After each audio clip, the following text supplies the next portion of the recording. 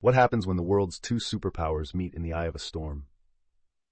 In May 2026, Donald Trump touched down in Beijing for a summit with Xi Jinping, a diplomatic encounter that reflected and reshaped the global balance of power. With wars raging, economies reeling, and the specter of conflict over Taiwan looming larger than ever, the summit was more than a bilateral meeting. It was a test of whether the United States and China could manage rivalry without tipping the world into chaos. So, how did this summit mirror and possibly alter the precarious order of our time? By the spring of 2026, the global stage was gripped by overlapping crises. The United States was deeply entangled in a war with Iran, a conflict that had erupted following months of escalating attacks and counterattacks in the Middle East. The Strait of Hormuz, a critical artery for global oil, remained closed. Oil prices soared above $105 a barrel, fueling inflation and hitting American consumers at the pump, with gasoline averaging $4.48 per gallon and even higher in some states. In Europe, the war in Ukraine ground on. Russian drone and missile strikes killed civilians and repeatedly targeted Ukrainian rail lines.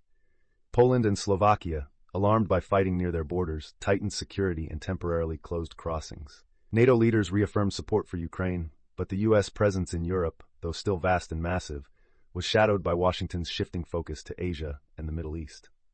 This climate of instability made the Trump-Xi summit in Beijing urgent and fraught.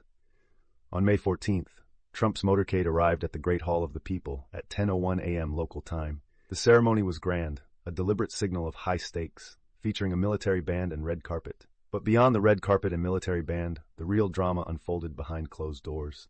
The meeting, lasting about 2 hours, was shielded from public view. No official readout came from the White House. Chinese state media alone reported on the substance, underscoring Beijing's leverage in shaping the narrative. At the heart of the summit was Taiwan. Xi Jinping was unambiguous. Mishandling the Taiwan issue, he warned, could trigger direct conflict between the U.S. and China. He called the Taiwan question the most important and dangerous issue in bilateral relations. For Beijing, reunification is a core national interest. For Washington, Taiwan's security is both a strategic and political commitment. Taiwanese authorities announced that the U.S. had reaffirmed its clear and firm support. The stakes are existential for both sides. To drive home the danger, Xi referenced the Thucydides trap, the historical pattern where rising and established powers risk war. He expressed hope to avoid such a fate, but his warning was unmistakable. Yet Trump struck a different tone. He publicly praised Xi as a great leader and spoke of optimism about the future of U.S.-China relations, stating the relationship would be better than ever. His administration, while indicating willingness to discuss U.S. weapons sales to Taiwan, a departure from long-standing U.S. policy, had centralized decision-making on China policy and sidelined traditional hawks. Treasury Secretary Scott Bessent advocated de-risking but not decoupling, reflecting a desire for stability rather than outright confrontation. But this balancing act was fragile. Trump's approval rating had fallen to just 34% in late April 2026, a sharp drop signaling political vulnerability at home, as economic pain and prolonged foreign wars weighed on public opinion. Economic confrontation formed the other pillar of the summit. Since 2025, Trump had imposed tariffs as high as 145% on Chinese goods, aiming to pressure Beijing and revive U.S. industry. China retaliated with its own tariffs and export controls, especially on rare earth minerals vital for various industries. You're watching Today in Context, where we go beyond the headlines to explain the forces shaping the world around us.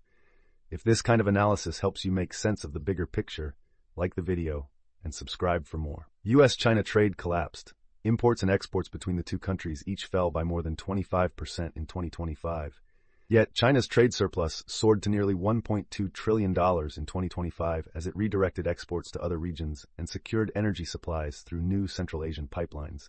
Beijing's introduction of regulations punishing companies moving production out of China in April 2026 signaled a determination to preserve its dominance in global supply chains. The consequences rippled across continents. In Europe, officials watched the Beijing summit with apprehension. The EU's trade deficit with China reached €360 billion, $424 billion in 2025, and European manufacturers faced a flood of cheaper Chinese electric vehicles, 25 to 50% less costly to produce than their European counterparts. Brussels responded with the Industrial Accelerator Act, designed to cut dependence on Chinese inputs. But there were fears that a U.S.-China deal, or even a prolonged standoff, could leave Europe exposed to supply disruptions. The Trump administration's Pax Silica initiative, linking 15 countries in an effort to secure advanced tech supply chains, highlighted the scramble to de-risk without full decoupling, a goal easier stated than achieved. The summit's timing was shaped by acute energy and security needs. With the Strait of Hormuz closed, the U.S. sought Chinese cooperation to pressure Iran and reopen vital shipping lanes. Qatar, a leading mediator, had recently suffered missile and drone attacks from Iran that disrupted its liquefied natural gas exports. Its Ras Laffan facility, a linchpin of global energy supply, had only just resumed LNG shipments through the strait in May 2026. The U.S. needed a diplomatic breakthrough to stabilize oil markets and contain inflation at home, where energy-driven price spikes were eroding political support. Trump's team faced a dilemma. Divided focus, demanded by simultaneous crises in the Middle East, Europe, and Asia, threatened to weaken Washington's negotiating hand. The administration's China policy, shaped by a centralized circle in the White House, aimed to prioritize stability. Yet every concession risked emboldening Beijing or unsettling allies. Europe, for its part, feared being sidelined as Washington and Beijing carved out the terms of global order.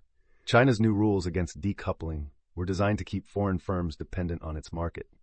The EU, scrambling to protect its industries, raced to diversify supply chains, but the gap between ambition and reality remained wide. Power dynamics at the summit were stark.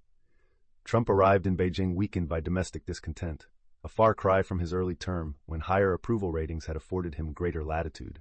Xi, by contrast, projected confidence, leveraging China's economic resilience and global position. The absence of a joint statement and the reliance on Chinese media for details underscored the asymmetry. Yet both leaders had incentives to manage tensions, not escalate them. Trump, facing electoral and economic pressures, needed stability and a way to claim diplomatic success. Xi, seeking to avoid a confrontation that could disrupt China's strategic rise, invoked the dangers of the Thucydides trap, but also the need for pragmatic coexistence. The summit's legacy remains unsettled. Did it avert disaster or merely buy time? The answer is uncertain.